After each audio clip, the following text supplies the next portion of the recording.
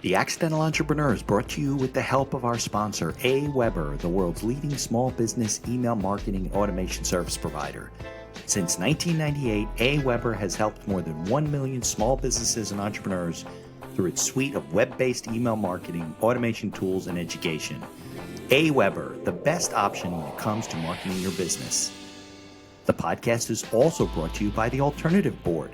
Since 1989, the Alternative Board, or TAB, has been one of the leading peer advisory and business coaching organizations for independent business owners and CEOs across the world. By facilitating peer advisory boards, private one-on-one coaching, and strategic planning services, TAB helps business owners improve their businesses in ways that change their lives. And be sure to connect with our affiliate sponsor, GSM Growth Agency. They're boosting e-commerce businesses to 6 and 7 figures in revenue and cover everything from ads and social media influencers to making your website better. GSM Growth Agency focuses on taking businesses from startup success to bigger success, going above and beyond to make sure growth sticks around.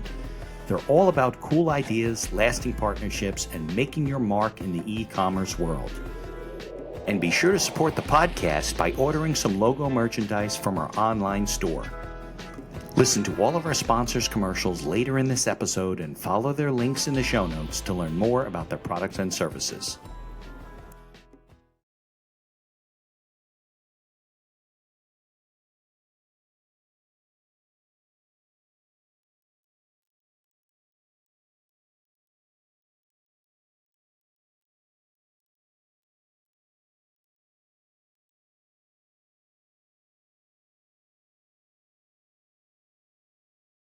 Okay, welcome to another episode of the podcast. I'm excited to bring Katie on in a few minutes. Another great guest. We'll talk about how we connected. I have no idea. I can't remember these days. I'm sure she can't either. And another great show because I'm excited. We've done this before in the past, but it's really important for business owners. We're going to be talking about social media and how you can use social media for your business and all the mistakes people make. We'll also hear Katie's story. So if you are listening on your favorite podcast directory, please leave us a 5-star review. If you're watching us on YouTube, subscribe to the channel, share, like us, whatever you can do so we can keep bringing great guests to the show like we have Katie here today. So let's get on with today's show.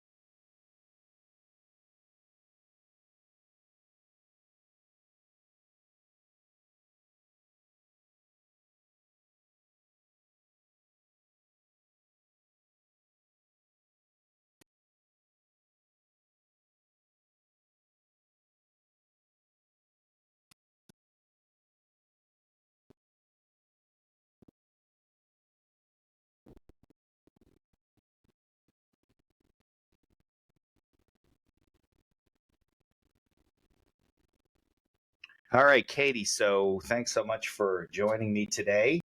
So you have your little coffee ready. So I have my Stanley with me today. I have my branded coffee. I've been having a little bout with kidney stones lately. Like 10 years ago, I had really bad kidney stones. Lately, it's been a little rumbly. So hopefully by the time this comes out, it will be all past me. But yeah, doctor said drink a lot. So whatever. You might see her in the show. But thanks for joining me. I know it's like, what, 10:30 here, 10:45. So it's like 9:45 by you, or even earlier? Even earlier. It's 8:45. I'm in the forgotten time zone of Mountain Time. Yeah, so. Mountain Time. Is that Central, or is Mountain different than Central? It's different than Central. Like, it's a very narrow spot of the United States that's in Mountain Time, and so there's really 4 time zones. You're in there is. Well, actually, if you consider Hawaii, then 5, and then if you consider Alaska, then there's 6. But well, that would be very nice, including all those people. Yeah. Okay. All right. Well, then I appreciate you joining me early in the morning in Denver. So, okay. So I was saying off the mic, why don't we spend the first half of the show before we go to commercial, like talking about you and your background in business and corporate and things like that. And then we're going to talk about social media, which is really important for business owners, and they're all doing it wrong, right? We know that, or they think they're doing it right, or it changes, or whatever. I mean, Mark Zuckerberg just keeps me, Yeah, on your keeps me, toes. employed. So Yeah, it's great exactly. all the Right. changes that they make. Right. All right. So then why don't we start with you and your background first? Yeah, so I have been a social media junkie since it first came out. I love social media and the way that connections can happen, but being a social media anything didn't exist. So we were Right. So talking about when would you say social media started? Like, obviously, Facebook wasn't the first thing. So what no. was like the first social media platform that's probably not in business anymore, but where did it start? So I started my social media journey with Yeah, MySpace. I started by helping MySpace. bands with their MySpace pages Got it. because, like I said, being a social media anything didn't exist back when I was going to college, Right. and I wanted to be a radio, oh my gosh, journalist. Yeah, Like radio we're doing journalist. today. We're on a Yeah, radio. yeah, Yeah, exactly. and radio. I love audio. I love the storytelling, and I wanted to be a sports journalist, and Ah, so I went to school. Again, being a social media anything didn't exist. right. I worked at the college radio station. I did everything I possibly could for radio. And when I worked at the radio station, one of my duties was to get bands to send us their music for free. Oh, okay. And get this, we were writing handwritten letters and putting them in the mail. Really? Yeah, really. This is They how. mail anymore? I don't think they. And what school were you at, Katie? So I went to Fort Lewis College in Durango. I played collegiate softball as Got it. well. It's a Division II school in the Four And they had Corners their own region. college radio station. Yep, KDUR. There So you go. Very yeah, nice. and it was a great experience. But working at the college radio station, writing these handwritten letters, I was like, this is kind of a giant time suck. Yeah, you think? What if I just went on MySpace, found because I could listen to their music and kind of They were all see posting what stuff. they see what they were doing, and if I was interested in hearing more, and I was like, well, I'll just go on MySpace, listen to some music, and So reach out to the basically, the bands. management and other marketing people at the radio station were maybe older or whatever, and they had no clue, right? They were like, "No, that's Yeah, I mean, not and doing this was the first iteration of the internet. it."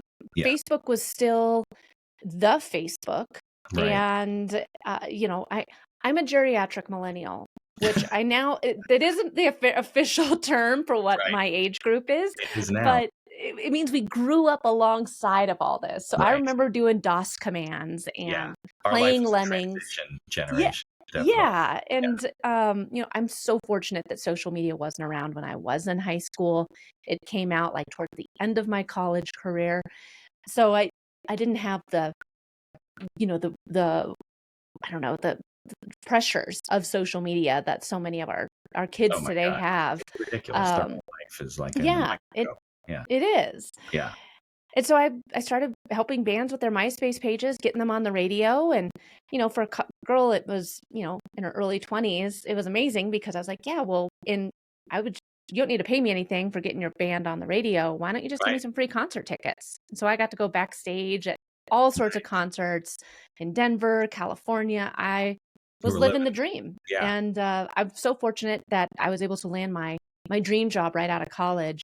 I worked for the sports station here in Denver, 850 KOA, and I was the post-game reporter for the Broncos, Rockies, Nice. Avalanche, and Nuggets. Yeah, and Nice. I loved it. It was a Yeah.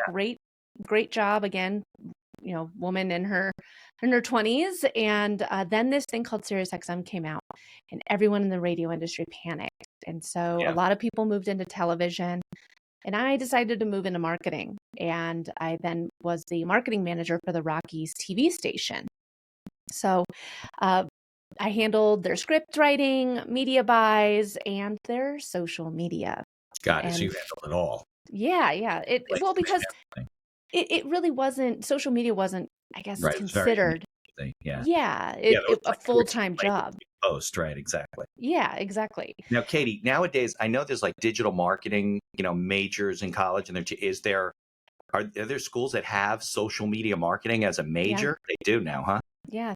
Yeah. And I think that it's kind of rolled into this entire of uh, copywriting, graphic design, video editing, Got it. and marketing. Got So it's because there is so much to do with social media. It's not, yes, like, and it's one of the biggest misconceptions of like, oh, well, my nephew's going to handle the company's social media for us. Right. And it's like, well, and it is true. Anybody can post to social media, but if you want to actually use it to grow your business and grow your brand, there is a strategy behind it. And somebody that's, in their, teens or whatever is not going to know the strategy for growth. They're going to learn on you. It's going to take them another 15 years to learn. Yeah. I mean, that's what was happening with you. There wasn't, right? It didn't exist. So you were kind of growing up with the industry and learning as you went. And I'm sure the algorithms were a lot easier then than they are now, because they just, the relevancy of your post changed like by the minute. It's just like, you don't even know. It's frustrating, I think, for business owners, because they think they're posting stuff that's doing things for them. Then they hear all this misinformation. I know we're going to get into this later in the show, but I don't think anybody knows, like, how much should I post? What should I post? Should it be video? Should it be audio? Should it be words? Should it be all three? Which platforms are the best for me? I'm sure that depends on what you do and who you are and all that kind of stuff. But I'm jumping ahead. So you worked for the Rockies for a while. And then I was laid off. And it is the best thing that happened to me, though. Well, and it wasn't even the Rockies. So the parent company, it was AT&T. And unfortunately, I was just a number. AT&T and so they owns the Rockies? No, owned the television station. Oh, got it. Okay. Yeah. I thought you were working for the Rockies handling their television stuff, no? Yeah. So the Rockies TV station was outsourced. It actually got, anyways, that's a whole nother topic. Yeah, I understand. That's where AT&T fits in. Yeah. So they owned the station. We covered the Rockies. We covered the Utah Jazz, the Mountain West football and basketball conference. But I mean, our office was literally right next to the Rockies. They were our big sell.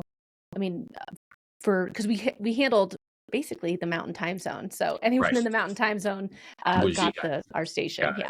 Got it. Okay, so you got laid off, and it was a good thing, because what happened? Yeah.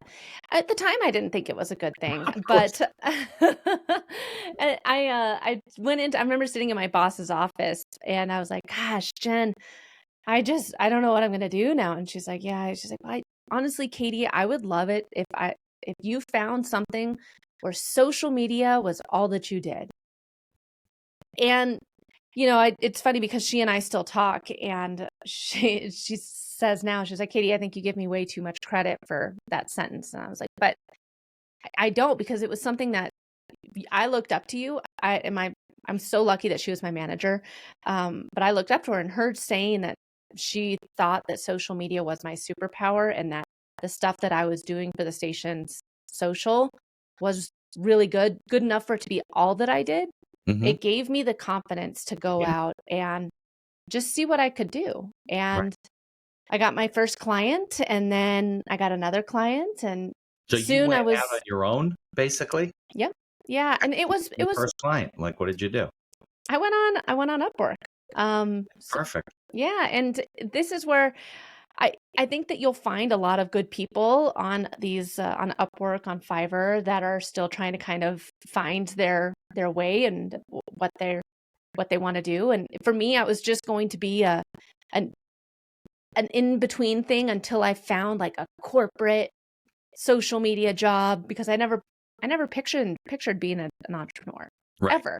And like hindsight, hindsight, of course I was meant to be an entrepreneur. Like, I look back, at 15, I was trying to find places that would hire me, and nobody would hire me because I was only 15. So I started my own, window screening business. And go. I mean, like, I was always trying, like, even the social media with bands. Nobody at the station told me to do that, but I saw a problem, and I was like, okay, well, what's the best way that I could solve this problem of getting new music in, and that, help me in the process.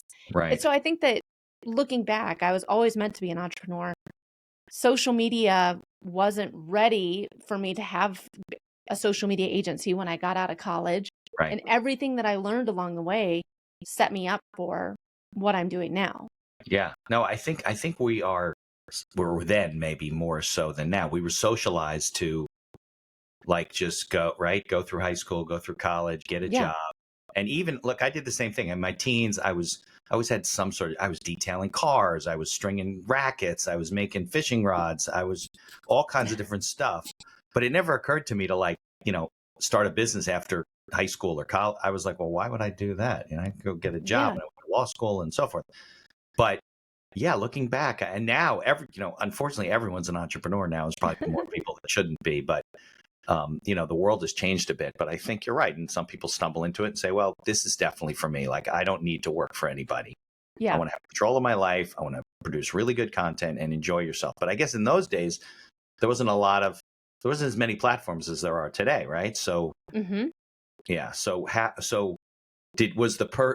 Let's start with your first client or two, right? Mm-hmm. Had they posted things? So you put up your profile on, if I remember, Upwork, right? This Yeah. is what I And do. And they were looking for somebody, no, or so the way Upwork works, you can put your profile out there, but I was actively applying you were looking to for. gigs. Yeah, I was looking for work. Got it. And then you can say like, okay, well, this is what I can do. I would really like to work with you. And it was But it couldn't have been the people who were posting for a social media expert. It wasn't enough to do this. Wasn't it a broader, like we're looking no, for it a was social market? media, but it Really? was yeah, and yeah, it was just social media help. And like my first client was a Yeah. What did they do? clothing truck. So, like a food Like truck, a mobile. a mobile store. Yeah, so they would Yeah. go and drive around Custom Chicago stuff, and sell haberdashery, their stuff. yeah. Yep, Yeah. yeah. And There's a so few of them around here. Yeah. yeah, she just wanted to showcase the different clothing that she had. She wanted to showcase where the truck was located. Right. And it we started out doing that, and by the time, our contract ended, she had 2 brick and mortar stores, and Nice. it was in addition to the truck. Yeah. And it was really cool. Yeah, because the truck becomes like a pop-up store, right? Oh, it's Yep, and you want to post it somewhere to say, here we are today. We're baking cookies and we're on this street corner type of yep, thing, right? yeah. Interesting. And I think that getting her gave me the confidence, like, okay, well, people do just want social media help. Right. And then, like I said, I got my next client, and she's still a client. She's been with me for 7 years now, Okay. and it's we both of our businesses have grown together, and so it's been really cool to see kind of it come from idea Right. to this can I don't need to be on Upwork. I can just most of my traffic now comes from, I do a lot of speaking. I have my book, I have my podcast. So I mean, like, all of it comes from that sort of a lead gen and referral traffic. And I'm not on those platforms anymore. Right. So So from what you're saying, it sounds like you're not a solopreneur just doing it as a consultant and helping people. You have a team of yep. people now that work for you. Are they mostly virtual? So you don't need to keep an office because obviously your whole world is virtual. Yeah, so I'm in an office. I come Right. in to work every day, I because do if too. if if I work from home, so over the Christmas holidays, I have 2 young girls. They're 6 and 9. Nice. And so I work from home when they're home from school, just to have another adult in the house. But I mean, I'll work my regular hours, but I also get stopped to make lunches. I'm Right. doing laundry. I'm unloading the Disruption. dishwasher. So really, I'm working a reduced schedule, Right. Exactly. and I'm not nearly as productive. But if I come in here to my office, I'm way more productive. You can focus, right? Of course. Yeah, I have one team member that comes into the office to work, and then I have another team member that's in Kansas City, another team member that's in Dallas, and then I have, lastly, the rest of my team is located in the Philippines. Got it. And you got them through services like Upwork and things like that? So I found Racy, who we were talking about earlier. She's my assistant. She's my right-hand gal. She's been with me for 4 years now, and she was my first hire. That was probably the best decision I made for my business, was hiring her. Right. Good advice for Because people. Definitely getting an assistant is where to start. Yeah. it is. And I didn't know, I was like, I don't know if I can afford this, but I didn't realize how much of my time was Right. being taken up by, I don't want to say mundane tasks, because Right. every Lower task is pay. important, but Yeah. well, no, like we were talking about the book cover Right. for this episode, and all I had to do was say, Racy, will you please add the book cover to the media kit for Mitch? Right. And now I know it's going to be done. Yeah. and I don't have to do it. Right. Yeah, and it took me that long to get out there. So hiring Racy was one of the best things I did for my business. She's still with me. she's definitely grown in her role. Now she's a podcast editor and manager for us because we do podcast uh, Right. services as well as Oh, social for media. your clients now. Right, Yeah. right, right. So you really have built kind of a digital agency now, and it's not Yeah. just social media, right? Yeah. And Yeah. and so like I have a copywriter. She's a former advertising writer for Stars Network. Nice. My two brand account managers are, here in the US, and then I have my video editor and a graphic designer. Now, And a lot of these people have their own little businesses, so your graphic designer's not working necessarily full time for you. She's got other clients, or are they Racy is full time for complicated? me. My assistant is full time for me. Nikki is full time for me. That she's my copywriter. Oh, My two brand account managers, they're both part time. One works at a hospital, and another one, she teaches photographers how to start their business. right. Like But they're not doing brand management for other no, agencies, no, just you. no, no, just me. Yeah, and then uh, my video editor and my graphic designer. The graphic designer she works for me, and then for one of my clients doing other graphic design stuff because they do a ton of like lead magnets and we need to have Got this done. So she's got enough work between the two of us. Right, right, right. Yeah, I think you represent the new age company, Yeah. right? I mean, obviously some industries it's harder, right? Obviously your client that has the brick and mortar stores couldn't have a virtual company because people have to come to work and sell things, stuff like that. But I think a lot of businesses lend themselves to, virtual work and Mm-hmm. probably don't need either an office or as big of an office as they have. I'm now in a co-working space. I really don't have employees. I have people I can plug in. And one of Yeah. my goals in 2024 is to add an executive assistant. But she's going to be virtual, Yeah. And So, I mean, I think that I think one of the best things to come out of COVID was the yeah, so understanding that people will, like, quality of life is extremely important. And a lot yeah, of people don't want to sit in their car to drive to an office to get work done. My husband is one of those people. yeah, Like, he loves he starts work at 5 a.m. and he can now because he doesn't have to shower and get ready and then drive an hour into the office. And I mean, he's there, and then he for his lunch break, he can go down to the basement, work out, shower, and then, I mean, he's done with his day at 3, and he doesn't have to worry about sitting in right. the car going back and forth. And Yeah. he, I think you're right. We didn't even it wasn't just the commute. You have to also all the preparation yeah, to get ready to go to work and shave and put on your nice clothes and makeup and all that kind of stuff. yeah, And you don't have to do so much of it anymore. And I think I think we actually work more than we used to, if you think about it, right? oh, So you say your husband starts at 5 and he does things, finishes up at 3, probably 3, 4 o'clock, depending on that could be like a 12-hour day. yeah, But you're in your own space and you're doing your own thing and you go to the gym and all that type of stuff. So I think the world has definitely changed. My son is in tech. He is mm-hmm, all virtual. He's got mm-hmm, no office. Some days he's in his bedroom, working yeah, on his laptop. None of the people put the cameras on. yeah, You could basically be in your underwear if you wanted to. Because nobody's seeing you. And unless he goes to a client, because they do a lot of, what do? They do supply chain warehouse management systems, right? okay, So if they go to launch something, he'll go there to Bentonville, Arkansas or whatever. But not when he's home. He just sits and, goes to another yeah, room and eats his lunch and whatever. And it's a different, I think that's one of the things I'm curious of your opinion about this. That's one of the things I worry about this next generation is that mm-hmm, they didn't have the socialization to go to an office and to grab lunch and to meet people and, hey, let's meet for drinks after work. They're like sitting in their underwear doing their work and they're not like growing up. So it really well, worries me. I don't know if I'm right or no, not. I think that you have a point. And this is where I think that it's kind of twofold. I mean, when I worked in corporate, I didn't understand networking. I was like, why would you want to go and talk about work after Right. work? That sounds terrible. Yeah, Like, terrible. I don't want to network. Go home. Gross.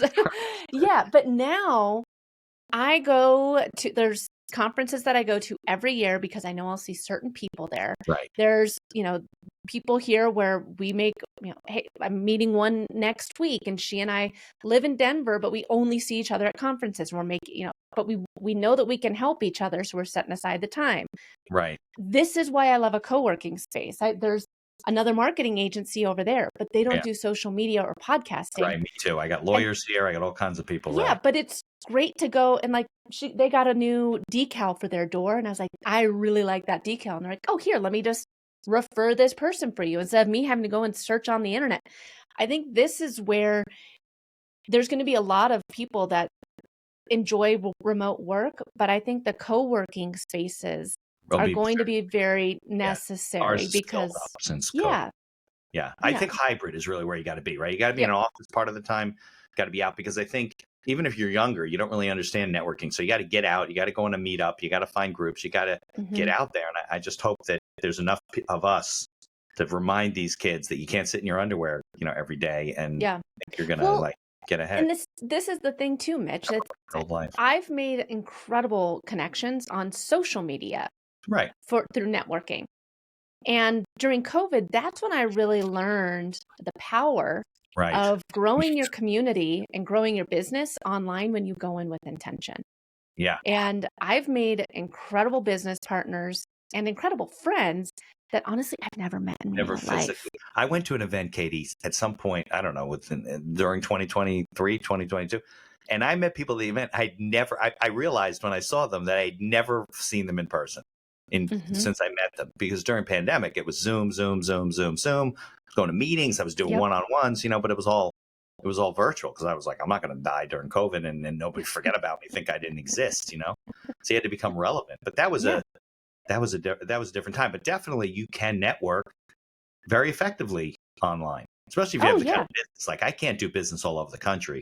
A little bit. I can do some federal tax planning, but most of it is, because I'm a lawyer, I'm stuck in a jurisdiction. If you called me and said, Mitch, I need some business help in Colorado, I'd have to find you a lawyer. I couldn't do the work, for you. But so it's a little unique in terms of, but a lot of professions can do business anywhere, Well, but I mean, also, if you're networking and you're making those connections the right way, you could meet a lawyer in Colorado and say, hey, actually, I know someone. Let me refer business. And he might give you a referral, fee. Like, here, I'm in here you go. Zoom networking groups. Never met people in person. They're attorneys all over the country. We refer business back and forth because they got stuff in New York, New Jersey. I got stuff down in, let's say, Florida, Illinois, Chicago, whatever. And absolutely. Networking. I think that's the most important part of becoming successful, is building a really good network that includes an email list, keep in touch type of program, that type of stuff. But we're getting a little bit off the topic. So, so let's get into, why don't we do this, since we've been going back and forth? Let's take a little bit of a break. I'll play the commercials for the people that pay me a little bit of money. And then we'll come back and we'll start talking about social media, how it's developed, what we're looking at today, all the tips and tricks and things that everyone's doing wrong, I'm sure. Does that make sense? Sounds good. Okay. I'm going to mute you for a second here. Here's a word from our sponsors. Looking to market and grow your business? Or perhaps you're just getting started and want to hit the ground running? AWeber is the best choice for online email marketing and automation of your business. From maintaining a subscriber list to drip campaigns and landing pages, AWeber gives you tools and integrations that make marketing easy and fun. As our partner and sponsor, we use all their tools to promote the podcast and market our law firm. AWeber, the best alternative for online marketing. For over 30 years, the Alternative Board, or TAB, has built a thriving community of forward-thinking CEOs and business owners who want to radically improve their companies.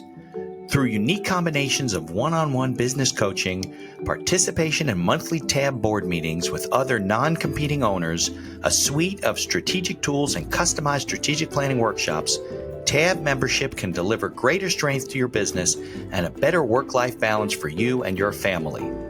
All packaged in a streamlined and affordable service that the people at TAB invite you to try risk-free.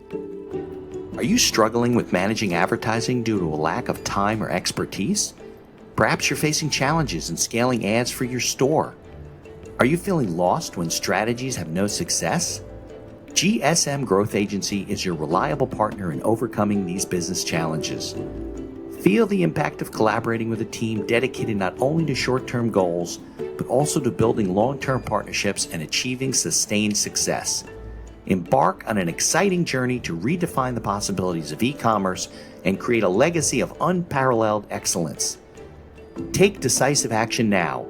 Follow their link in the show notes to receive a complimentary audit of your Shopify store conducted by a GSM expert. Propel your e-commerce game to new heights with GSM Growth Agency. Follow the link in the show notes to learn more about all of our sponsors. And now back to our show. Right, we are back. Okay, we were saying, so let's get into the good stuff in the, not that your story isn't the good stuff, about social media, what you're doing and your book, all that type of stuff. But maybe we can start with, what does the playing field look like now in terms of the world of social media?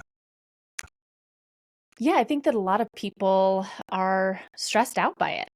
Like we were talking about earlier, it's, yeah.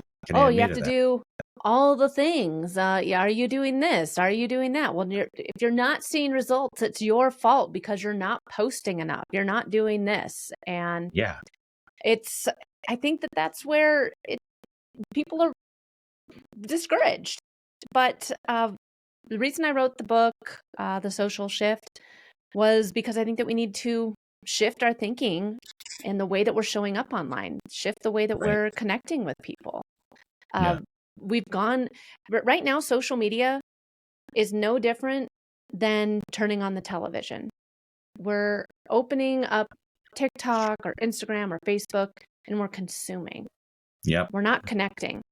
No. And this actually goes right back to what we were talking about before with if you show up online and you're connecting with people, you're building your community, you don't need to post so much. You don't need to be online all the time. Posting like 2 or 3 times a day. I'm like, what? I don't post 2 or 3 times a week. Are you kidding me? I got to work for a living. Yeah, well, thank you, Mitch. Yes, because showing up as a business owner on social media is very different than showing up as an influencer or a content creator. Yeah, and I understand that we're basically our own little media conglomerates now. Online, you have to do blogs and you have to do video and you have to do written. I mean, like all the different things. So overwhelming. Yeah, but you don't need to be online so much. And when you show up with intention and you're building out your community, you don't need to post so much because the people that are interested in your content and interested in you and what you do, they are going to see your post, they're going to engage with it, and they're going to talk about you in a room when you're not there. Right. Yeah, absolutely. I mean, that's kind of what you want them to talk about when you're not there, right? You want to be top of mind.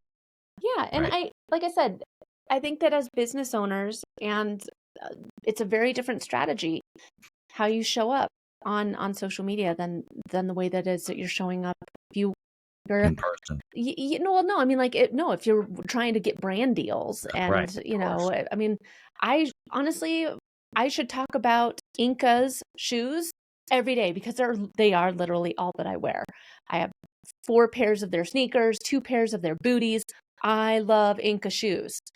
But this is probably the first time I've ever said I wear Inca shoes every day. Do they pay you to wear their shoes? No, they don't pay me. I just love their shoes. Yeah, okay. But I mean, if I wanted them as a partner or for my brand deals or anything like that, I'd be talking about them every time and showing pictures of my shoes, But I'm not because I'm a business owner and I'm not looking for a shoe deal. I'm looking for people that want to be. I'm looking for CEOs that want to become thought leaders and disruptors in their industry.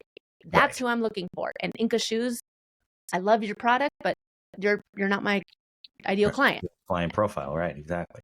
Well, I think that's one of the problems, right? Is that people don't know.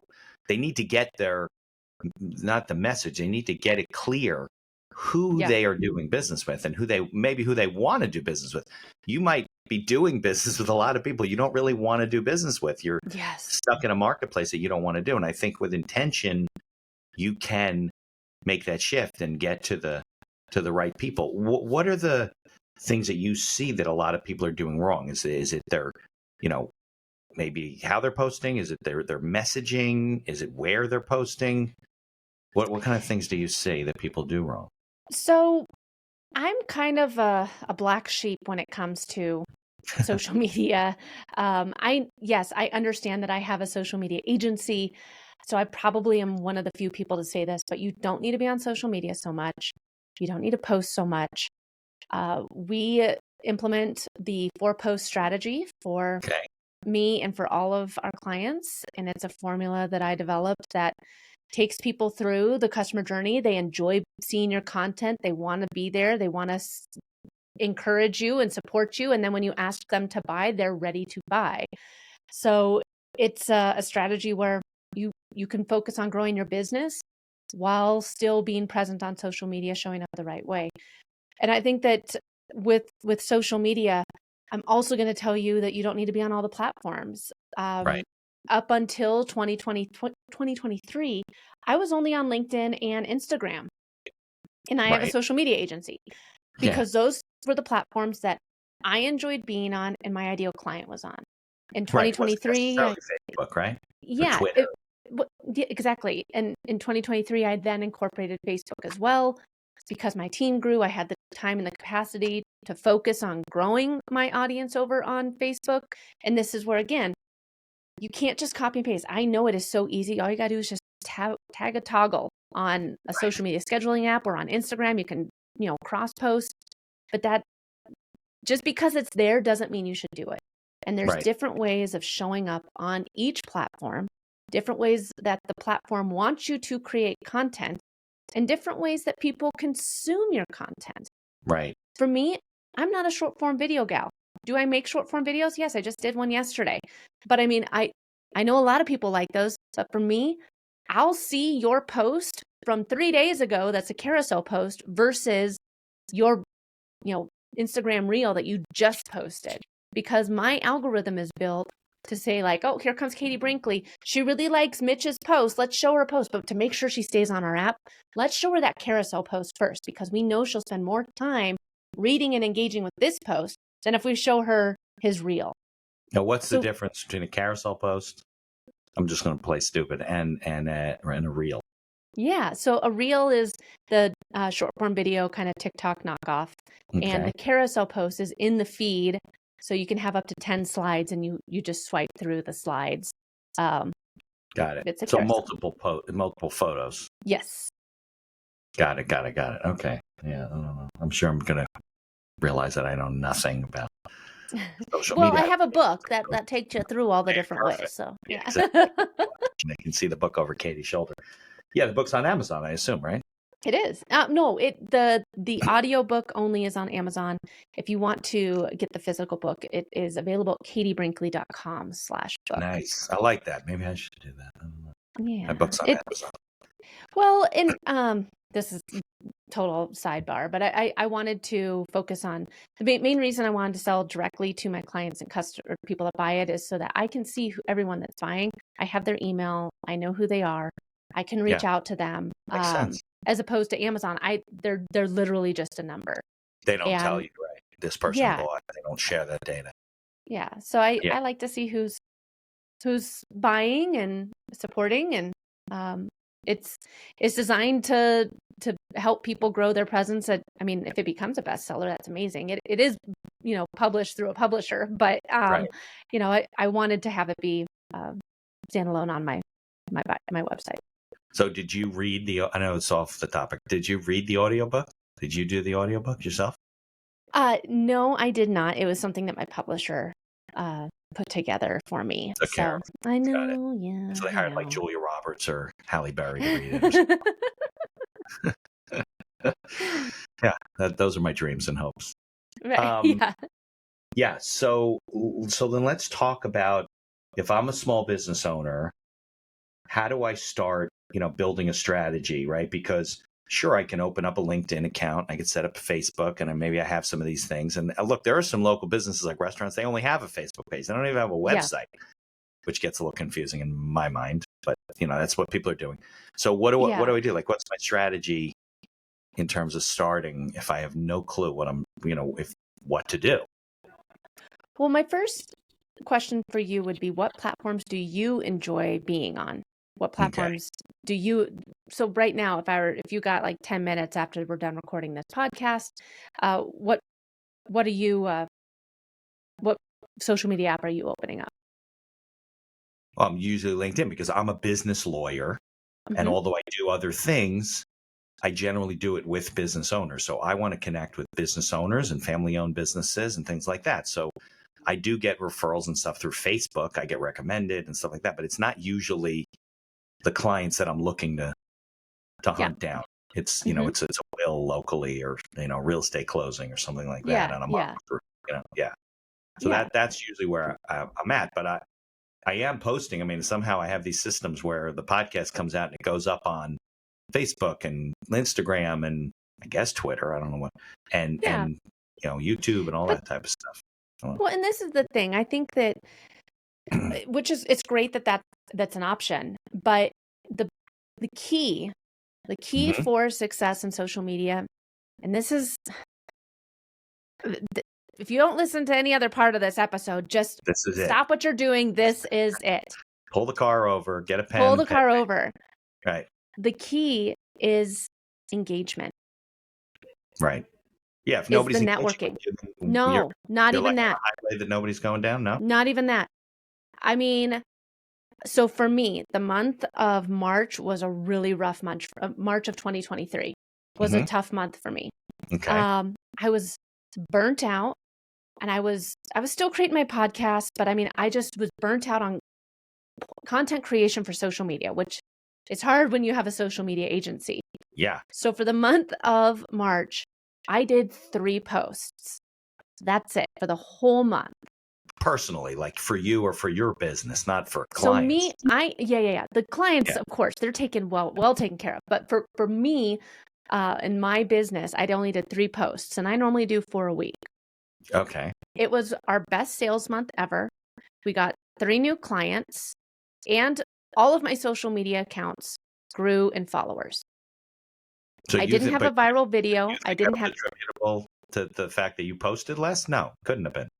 it was the fact that even though I wasn't showing up and creating content, I was showing up and connecting with my ideal clients and customers, and I had the content already on my account that was providing them value. So And if they connected with you, the stuff's already there. it's already there. It's Got it. just like going to my website. They can learn more about me. They can see that I make weird faces and videos, or, whatever it is that's going to draw them to me. Yeah. But I wasn't showing up and spamming their DMs. Right. All I was doing was engaging on my ideal clients and my power partner posts. And I'm just hitting like and commenting back to whatever they wrote. And Right. that is the secret. It goes back to networking that we were talking about earlier. A lot of people are forgetting this really important step. They think, okay, well, I published it and I'm done. Right. But if you only have 10 minutes a day, you're going to have way more success spending 10 minutes engaging with your audience than you will, and you'll be able to do a whole lot more than it would take you to create the video and write the caption and do all the things. The outbound engagement is key, and that's what builds your community. That's what's going to build out your biggest fans, because they're going to be like, oh, I love it. This Katie Brinkley person, whenever I post, she's commenting on it. I want to make sure that I'm there for her. Or, oh, Katie has a new book that came out. I wonder if she talks about this in her book. Whatever. You're putting yourself out there, and you're remaining top of mind for the people that matter most. So we're talking about, creating value, right, and connecting with the right people. So you alluded to commenting on posts. So is that the best way for me to, like, if I'm on social, I just started a LinkedIn account, right? Let's say. Yeah. Well, that's why I asked what your favorite account was. You said LinkedIn. Okay. If you have 10 minutes every day, I'm not talking about creating the content. Yeah. Then that's where you're going to put your efforts in there. And then as time allows, as you grow your team, as you get that executive assistant, then you can add in Facebook, because you said that was your second best platform. Right. And then if you want to incorporate a YouTube strategy, you can roll that in. All of these platforms have different ways of showing up and connecting. But if you're only showing up to push out content and to publish content, I'm sorry, but you're only going to be white noise. You have to have some. You got to be It's basically like commenting, you going to a networking sharing. event. Yes. Okay. Mitch, Yeah. just publishing content and not actually engaging and doing the outbound engagement, it's like going to a networking event and just going like this and throwing all your business cards out into the air, hoping that someone, and turning around and leaving, and hoping someone picks it up and says, I'm going to give this guy a call. Right. Yeah, as opposed to shaking their hand and meeting them and, oh, that's interesting. Tell me more about your business. And yeah. No, definitely. I mean, that's why I like LinkedIn, because you connect with people. And when you connect with them, you connect with other circles, and then people see you and you see them. And I say, you know what? I see you're connected with Katie, and I'm looking to do this and that. And I love Katie, and I trust her and everything. And you're connected with her. Of course, every once in a while I get like, you reach out to me and go, Mitch, I was looking to connect with this guy, Jonathan. I see you're connected with him. I'm like, I have no idea who that is. Like, I am connected with a lot of people. It's hard to keep up. So that makes sense. So you should not only just be putting out good content, but you should be supporting other people. Let's call it that way, right? By engaging their content, commenting on it, reposting it, sharing it, saying, hey, what Katie's doing is great. You really ought to read her book. Yeah. That type Everyone of thing. should be reposting that Katie is great. Yeah, let's repost that. Exactly. That's pretty fun. So what was the other question I was going to ask you? Because I think that, I think we're on a good track, right? You got to get a couple things clear, not only how you're doing it, right, but also who you want to talk to and who you want to connect. I did notice something when I got into LinkedIn. So when did LinkedIn start? I don't know, 2000 and early 2000s. Yeah, like I have the date in my book. I think it was 2004. So a friend of mine who's since passed away actually was like my mentor of networking, right? When I didn't know what networking was. He's like, you got to set up a LinkedIn profile. I'm like, what the hell's LinkedIn? Like, what? So I get on this thing probably for 5 or 6 years, do nothing with it. It was in the early days, right? Because I didn't even know what to do with it. And then I started realizing that, okay, if I'm working in a particular industry, like I'm working with medical professionals, right? When I link into that person, I then connect to their circle of people, which is the unique thing about LinkedIn versus other, platforms. Facebook, you're just like following people and stuff like that. So it became a tool to connect with other people where I could say, Katie, I see that you're, connected with our friend Jonathan. Can we connect for whatever reason? And there's more to it than me just reaching out cold. Yeah. So that was well, one of the things. Yeah, and one of the things I love, like it always depends on your industry and what platform you enjoy spending the most time on. Yeah, well, that's a good comment. Enjoy it. If you don't enjoy it. Because if you don't enjoy it, like, so for me, I'm not on TikTok. I said earlier, I'm not a short form video gal. The reason, do I enjoy short form video when I have time? Yes. However, most of the time I'm got a 6 and a 9-year-old running around, and the second that they hear some noise, they're like, what are you watching? What are you doing, Mom? Right. I'm like, ugh, nothing. Go away. So then I have to quick turn it off. Whereas if I just reading an article off of LinkedIn or scrolling through a carousel post, I can spend some more time on it. So for me, short form video is not my best form of consuming content. I enjoy consuming a different way. Yeah, I also think that if you don't enjoy it, you're not going to see it through. Yeah, you're not going to do it. Right. I mean, how many people ask you, I want to start a podcast? Well, if you're going to start a podcast, you better figure a way to do it where you're going to want to do this and create 50, 100, 200. We're up to 300 some odd episodes now. Yeah. Because if not, then you're just like, with 2 or 3 million podcasts in the world, probably a lot of them are like 8 or 10 episodes and people just dropped off, like very early on, I realized I wasn't going to do a podcast where I would just get on and talk. Yeah. Like, I don't have enough to say. I mean, could I do 10, 20 episodes? Sure. But then I'm going to be exhausted. So instead, I find great people like you, let you talk and tell the story.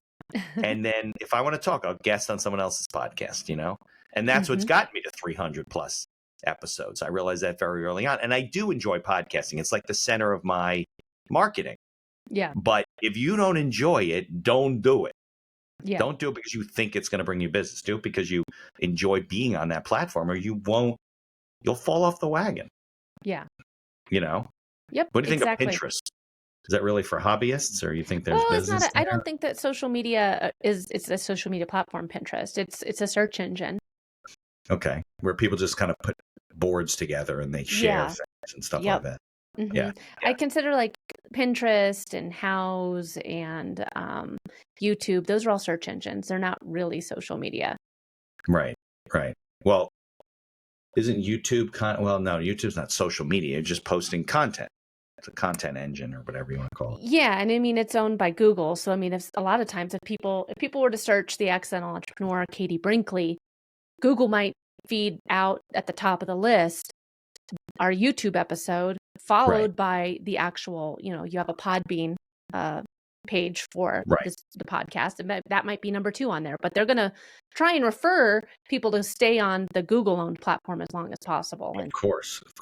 Yeah. No, I don't slowly starting to get followers on my YouTube channel. But yeah. It's not as much as the other ones. So what's the best way for people to like connect with you, to learn about all the things they're doing wrong? Obviously, they can buy your book. We know that. Yeah. Audio or written, Kindle too, I guess. Kindle is coming, if not already out, depending on when people listen to this episode. It's a weird thing. Like you post it and they got to wait for it to merge or something. Yeah. With a book too. And how about, what's your favorite place to connect on social media if people want to connect with you? Is it LinkedIn? LinkedIn's the spot, LinkedIn or Instagram, but LinkedIn is one of my favorite platforms. Got it. And the website is katiebrinkley.com? That's the spot to find me, katiebrinkley.com. If you want to get the book, katiebrinkley.com/book. Okay. I appreciate you coming on. Any final words or thoughts, or you think we covered it all today?